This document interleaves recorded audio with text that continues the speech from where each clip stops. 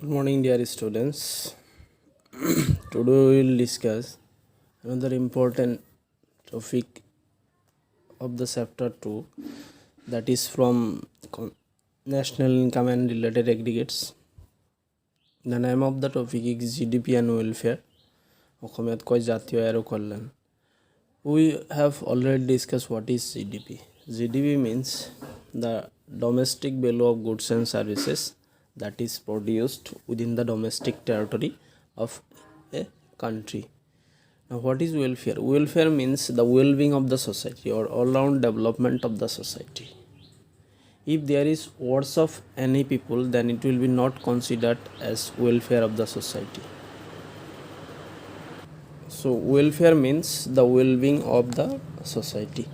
Love, there should not be worse of to any people.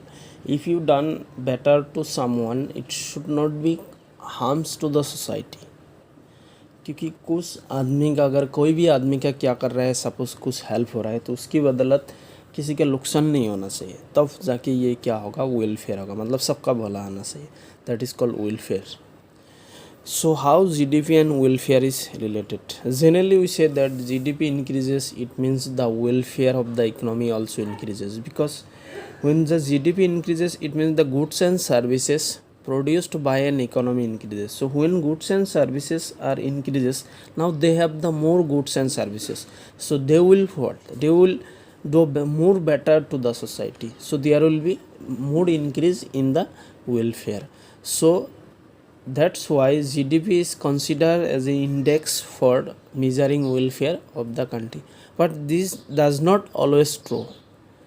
Why? Because there are certain limitations or drawbacks why GDP is not considered as the true index of economic welfare. That we'll discuss. কি কৰা হয়, জাতীয় আয় বাঢ়িলেই দেশৰ কল্যাণ বাঢ়ে. এতিয়া জাতীয় আয় মানে জাতীয় আয় মানে কি, এখন দেশৰ জাতীয় আয়, আৰু জিডিপি বাঢ়িলেই কল্যাণ বাঢ়ে. জিডিপি হৈছে দেশখনৰ ভিতৰত উৎপন্ন হোৱা মুঠ ঘৰুৱা উৎপাদন. এতিয়া ঘৰুৱা উৎপাদন বাঢ়িলেই কল্যাণ এইকাৰণে বাঢ়ে, কাৰণ যেতিয়া দেশখনৰ ঘৰুৱা উৎপাদন বৃদ্ধি পায়, তেতিয়া আমি ক'ব পাৰোঁ যে দেশখনৰ কি হৈছে, আগতকৈ বস্তু বেছি উৎপন্ন হৈছে, দ্ৰব্য আৰু সেৱা বেছিকৈ উৎপন্ন হৈছে. গতিকে দ্ৰব্য আৰু সেৱা যেতিয়া বেছিকৈ উৎপন্ন হ'ব, তেতিয়া আমি কি ক'ব পাৰিম যে দেশখন উন্নত হ'ব বা দেশখন কল্যাণকামী হ'ব. এতিয়া কল্যাণ মানে কি, কল্যাণ মানে হৈছে সমাজৰ সকলো স্তৰৰ কি কৰা, উন্নয়ন সাধন কৰা. এতিয়া জাতীয় আয় বাঢ়িলেই বা জিডিপি বাঢ়িলে আমি কি কওঁ, কল্যাণ বৃদ্ধি হোৱা বুলি কওঁ, আৰু সেইকাৰণে জিডিপিক কি কৰা হয়, কল্যাণৰ মাপৰ সূচক বুলি কোৱা হয়. কিন্তু এইটো সকলো সময়তে সঁচা নহয়. কিছুমান লিমিটেশ্যনছ বা কিছুমান সীমাবদ্ধতা আছে, যাৰ কাৰণে কি কৰা হয়, জিডিপিক জাতীয় আয় মাপৰ বা কল্যাণৰ মাপৰ শুদ্ধ সূচক বুলি গণ্য কৰি নহয়. So question may be asked, why GDP is not considered as a true index of economic welfare? Explain. জাতীয় কিয় কল্যাণৰ পৰিমাপ বুলি গণ্য কৰা নহয়, বৰ্ণনা কৰা. So you have to write first, you have to give the introduction, then you can write that there are certain reasons or some reasons why GDP is not considered as a true index of economic welfare. They are as follows. জাতীয় আয় কল্যাণৰ মাপৰ বা GDP কল্যাণৰ মাপৰ শুদ্ধ সূচক বুলি নোহোৱাৰ কিছুমান সীমাবদ্ধতা আছে. এইবিলাক হ'ল তলত দিয়া ধৰণৰ. প্ৰথমটো হ'ল distribution of GDP. If the GDP increases and that increasing amount remaining only in the few hands of the people, then the GDP will increase but overall welfare will decrease. যদি জাতীয় আয়ৰ বিতৰণ অসমান হয়, সমান নহয়, তেনেহ'লে কি হ'ব, জাতীয় আয় বৃদ্ধি হ'লেও দেশৰ কল্যাণ বৃদ্ধি নহ'ব পাৰে. কাৰণ সেই বৰ্ধিত জাতীয় আয় যদি দেশৰ কেৱল মুষ্টিমেয় মানুহৰ হাতত থাকে, क्या होता है, जीडीपी इंक्रीज हो गया, लेकिन जो जीडीपी इंक्रीज हो गया वो सिर्फ कुछ आदमी का इंक्रीज हुआ है, बाकी सबका इंक्रीज नहीं होगा. फॉर एग्जांपल तुम लोग देख लेना, इधर मैं एक एग्जांपल दे रहा हूँ. सपोज 2017 और 2019, ओके, पर्सन है ए एंड बी. 2019 का ए का इनकम था सपोज 50 रुपीज़, बी का था 100. सो दोनों मिलाकर सपोज देश का जीडीपी था कितना, 150. 2019 पे सपोज ए का इंक्रीज होकर कितना हो गया, सपोज ए इंक्रीज होकर 100 हो गया एंड बी का कितना हुआ 80 हो गया. सो देश का जीडीपी कितना है 180. सो 2017 में कितना था 2017 में था 150 लेकिन 2019 पे कितना है 180. देखो तो 150 के सिवा 180 इंक्रीज हो गया.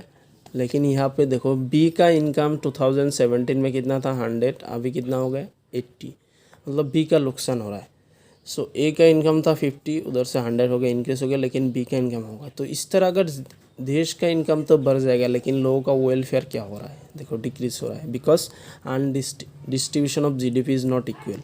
So if GDP increases it should be increases equally or it should be distributed equally among all the sections of the society. If there is any unequal distribution of GDP then GDP will not increase the welfare of an economy. That's why distribution of GDP is one of the important things why GDP is not considered as a true index of economic welfare. Next is non-monetary exchanges. Non-monetary exchanges অসমীয়াত অমৌদ্রিক গুণ.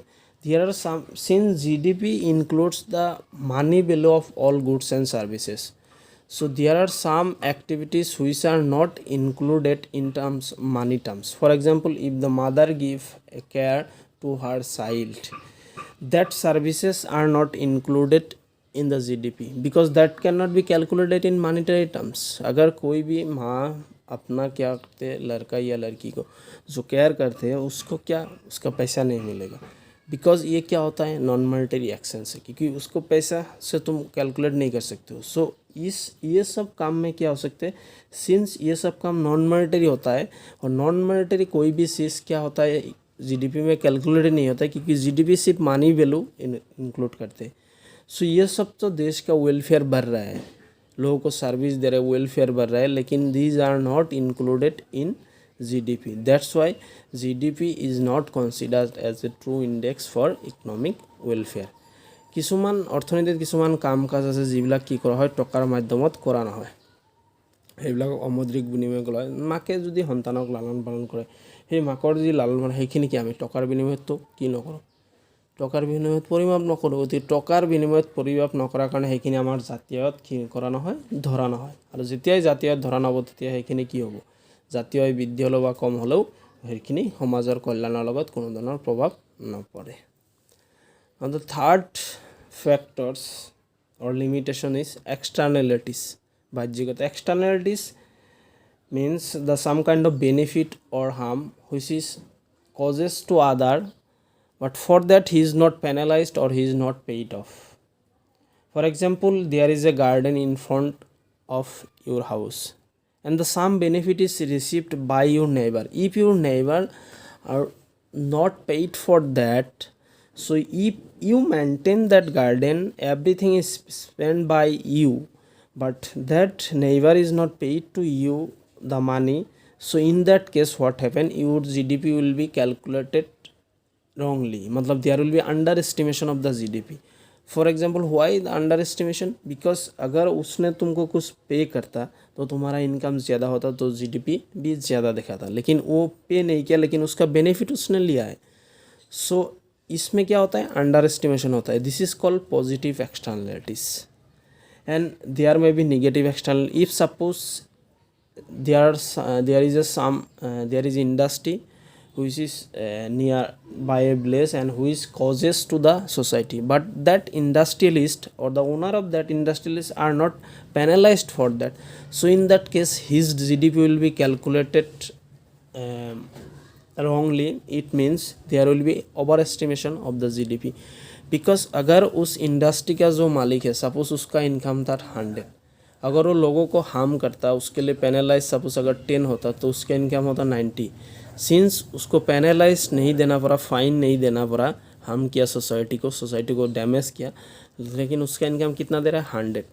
सो अगर वो penalised होता fine देता तो उसका income था 90 अभी है 100. सो इसमें क्या हो रहा है ओवर एस्टिमेशन हो रहा है. So in case of negative externalities there will be overestimation of the GDP and in case of positive externalities there will be underestimation of the GDP.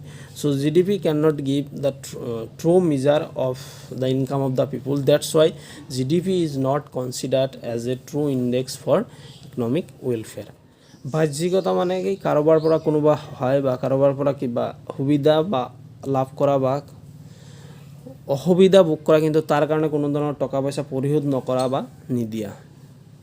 Suppose তোমাৰ কি হ'ল ঘৰৰ ওচৰতে বা ফুলৰ বাগিচা আছে, বাগিচাৰ পৰা বেলেগে অক্সিজেন পাই আছে তোমাৰ ঘৰৰ ওচৰৰ মানুহে, কিন্তু সেই মানুহবিলাকেতো তোমাক টকা নিদিব। মেইনটেইন কৰি আছা তুমি, কিন্তু মানুহবিলাকে যেতিয়া তোমাক টকা নিব তেতিয়া তোমাৰ কি হ'ব, জাতীয় আয় কমকৈ গণনা কৰা হ'ব। কাৰণ ছাপোজ তোমাৰ ইনকাম আছিল 100, যদি সিহঁতে দিলে 20 টকা দিলেহেঁতেন তেনেহ'লে তোমাৰ ইনকাম 120 টকা হ'লেহেঁতেন। কিন্তু যিহেতু সিহঁতে দিয়া নাই, যাৰ কাৰণে তোমাৰ ইনকাম কি হ'ব এতিয়া 100 টকাই ধৰা হ'ব। গতিকে জাতীয় আয়ত কি হ'ল, তোমাৰ ইনকাম কমকৈ ধৰা হ'ল। আৰু যদি নিগেটিভ এক্সটাৰ্নেল হয়, ছাপোজ কেনেকৈ ঋণাত্মক বাহ্যিকতাও কেনেকৈ হ'ব পাৰে। ছাপোজ কি হ'ল, তোমাৰ এৰিয়াত বা তোমাৰ ঠাইত কোনোবাই ইণ্ডাষ্ট্ৰি খুলিছে, উদ্যোগ খুলিছে, আৰু এই উদ্যোগৰ পৰা কি হৈছে মানুহৰ ক্ষতি হৈছে, কিন্তু যাৰ কাৰণে তেওঁ কি কৰে জৰিমনা দিয়া নাই। ছাপোজ উদ্যোগৰ মালিক, উদ্যোগপতিৰ মালিকজনৰ 100 টকা কি হ'ল আয় দেখুওৱা হ'ল জাতীয়ত, কিন্তু যদি তেওঁ জৰিমনা দিলেহেঁতেন 10 টকা তেতিয়াহ'লে তেওঁৰ আয় দেখালে 90 টকা। কিন্তু যিহেতু জৰিমনা দিয়া নাই, যাৰ কাৰণে তেওঁ কি কৰাব আয় 100 টকাই দিব। এই ক্ষেত্ৰত তাৰ জাতীয় আয় কি কৰা হ'ল, বেছিকৈ গণনা কৰা হ'ল। গতিকে কি কৰা হ'ল, ঋণাত্মক বাহ্যিকতাৰ ক্ষেত্ৰত জাতীয় আয় বেছিকৈ গণনা কৰা হয় আৰু ধনাত্মক বাহ্যিকতাৰ ক্ষেত্ৰত জাতীয় আয় কমকৈ গণনা কৰা হয়। যাৰ কাৰণে জাতীয় আয় কি কৰে, শুদ্ধ বা জিডিপিয়ে শুদ্ধ মাপ দিব নোৱাৰে, আৰু সেইকাৰণে কি কৰা হয় জিডিপিক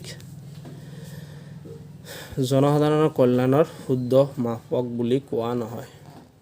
The next concept we will discuss is private income.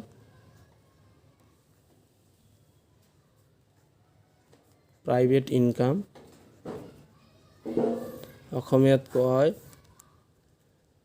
বেচৰকাৰী আয়। মনত ৰাখিব ব্যক্তিগত নহয়, বেচৰকাৰী আয়। Private income, বেচৰকাৰী আয়।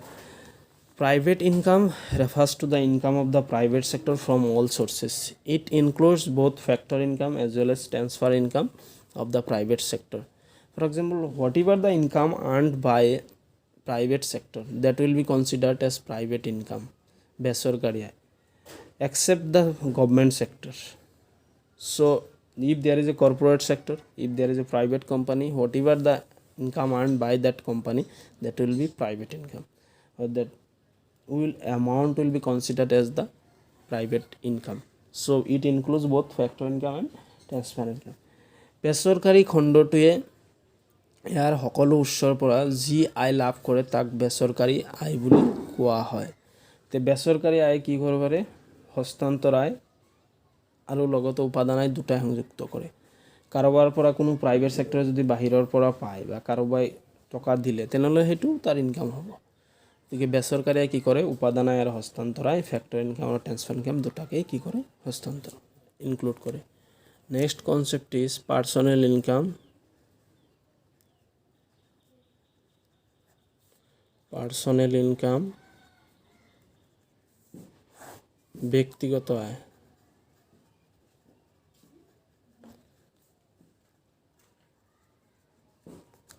ব্যক্তিগত আয়, personal income. Personal income is the income of the household sectors or income of a family after deducting the undistributed profit and corporate tax from the private income. So private income is the income of the private sector, but personal income is the income of the family or of household. ব্যক্তিগত আয় হৈছে এটা পৰিয়ালে ইয়াৰ যিকোনো উৎসৰ পৰা লাভ কৰা আয়ক কি বুলি কয়, ব্যক্তিগত আয় বুলি কোৱা হয়।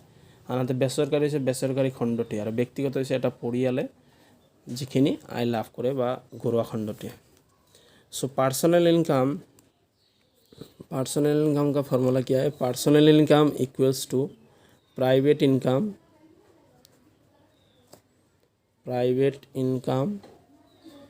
Minus private income personal income equals to private income minus undistributed profit UP means not उत्तर, undistributed profit minus corporate tax. व्यक्तिगत आय इक्वल्स टू কি হ'ব, বেচৰকাৰী আয় মাইনাস আনডিস্ট্রিবিউটেড প্রফিট অবিতরিত লাভ মাইনাস কর্পোরেট ট্যাক্স নিগম কর. So private income, if we deduct the value of undistributed profit, the profit which are not distributed yet. Suppose क्या हो रहा है 5 लोग एक साथ मिलकर काम कर रहे हैं तो सबका हिस्सा क्या करना है, अलग अलग से डिस्ट्रीब्यूट करना होगा प्रॉफिट. सो प्राइवेट सेक्टर में सपोज क्या रहा है 10 आदमी और 10 कंपनी एक साथ काम कर रहे हैं तो अलग अलग कंपनी का जो प्रॉफिट होगा उसका शेयर डिस्ट्रीब्यूट करना होगा. सो प्राइवेट इनकम से क्या होता है, लोगों का जो प्रॉफिट है डिस्ट्रीब्यूशन शेयर उसको हम लोग डिस्ट्रीब्यूट कर दें. फिर सिंस ये कॉर्पोरेट सेक्टर है तो गवर्नमेंट को भी एक अमाउंट देना होगा corporate tax as a corporate tax. So private income से अनडिस्ट्रीब्यूटेड प्रॉफिट माइनस और कॉर्पोरेट टैक्स माइनस करने का जितना अमाउंट रहेगा वो होगा पर्सनल इनकम, मतलब एक फैमिली का इनकम. सो कि व्यक्तिगत आय केতিয়া बाहिर কৰিব বেচৰকাৰী আয়ৰ পৰা যেতিয়া অবিতৰিত লাভ মানে সাপোজ এটা কোম্পানী 5টা কোম্পানী মিলি এটা প্ৰাইভেট সেক্টৰ হয় তেনেহ'লে সেই 5টা কোম্পানীৰ কি যেটো অবিতৰিত লাভ 5 জনৰ মাজত হেতু বগাই দিব লাগিব. লগতে যেহেতু 5টা মিলি কি নিগম হল কৰ্পোৰেট সেক্টৰ হল গতিকে সেই নিগম কৰটো কি কৰিব লাগিব পৰিশোধ কৰিব লাগিব. গতিকে বেচৰকাৰী আয়ৰ পৰা অবিতৰিত লাভ আৰু নিগম কৰ বাদ দিলে যি আয় থাকে তাক ব্যক্তিগত আয় বুলি কোৱা হয়. Next concept that we will going to discuss is personal disposable income. Personal disposable income, I am writing here the short form PDI. Personal disposable income অসমীয়াত কয় ব্যক্তিগত ব্যয়যোগ্য আয়. Personal disposable income means the amount of income that we can spend. The next concept will be the personal disposable income. Personal disposable income is the amount of income that a family can dispose for his consumption and production purposes. Personal disposable income क्या होता है, the amount of एक family का कितना amount वो खुद से क्या कर सकते स्पेंड कर सकते हैं वो होता है personal disposable income.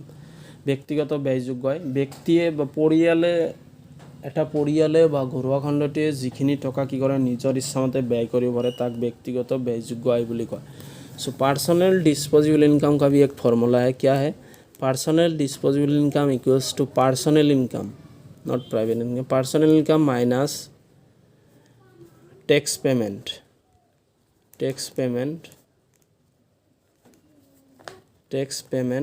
Minus non tax payment.